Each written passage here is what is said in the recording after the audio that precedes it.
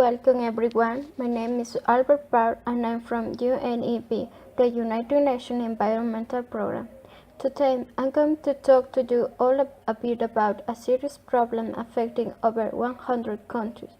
That problem is desertification, the process by which healthy, usable land becomes arid and unusable. As you may imagine, this process does not happen overnight.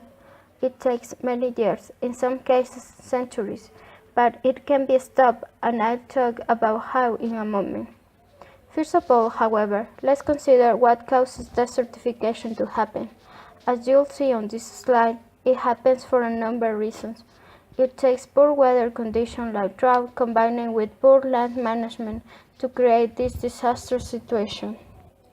Here's a common scenario. Let's say thousands or millions of people in a particular region or country need trees for construction purposes, for making paper, and for other uses. So, of course, forests get cut down. However, if the forests aren't replaced, so that was held in place but the tree roots get swept away. This top layer of soil is where plants get nutrients, so if there's no topsoil, plants won't grow. Without plants holding the air in place, this area also experiences more flooding, which destroys even more of vegetation. Over time, the land continues to suffer degradation until eventually it becomes barren and desert-like. Another contributing factor is overgrazing. An example of this is when people settle in one place, their livestock, cattle, cows, and sheep eat food grown on the same piece of land year after year after year, until the minerals in the soil are used up. When that happens, farmers can no longer grow crops there, so the result is that they're blown away and farmers have to find other place to live. Not only that, but the cattle compact the earth with their hooves too tightly that water from irrigation or rainfall just runs off without penetrating the ground. And if the land is not irrigated properly, the level of salt in the soil can rise, thus adding to the degradation of the land. As I said, this is taking place in over 100 countries around the world. And it is a problem that is affecting acres and acres of land. And obviously, the loss of usable land affects the animals and people who live in these areas. These barren spots will not support life, which means these people have to go elsewhere to support themselves.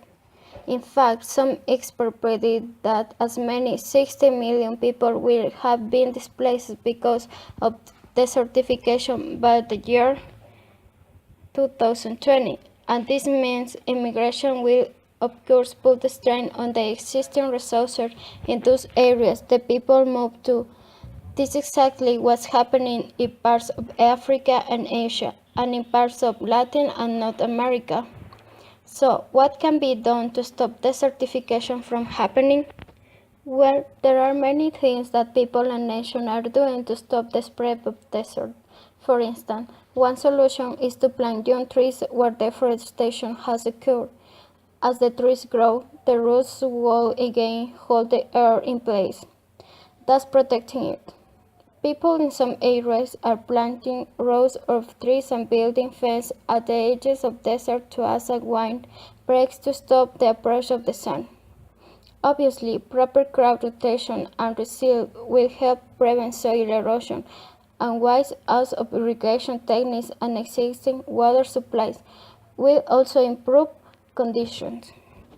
So, all hope is not lost. There is a lot that we can do to stop encroaching desertification, but more steps need to be taken immediately. The programs in place in Africa, Asia, and elsewhere need more funding and they need more publicity. That's one of the reasons that we're here at the conference. Now, if any of you would like to find more about desertification and what's being done about it, there are many resources available. For instance, you could visit the UNEP website or the website of the USGS of US Geological Survey. Both sites have plenty information. Now, I'd like to open up the floor for questions and comments.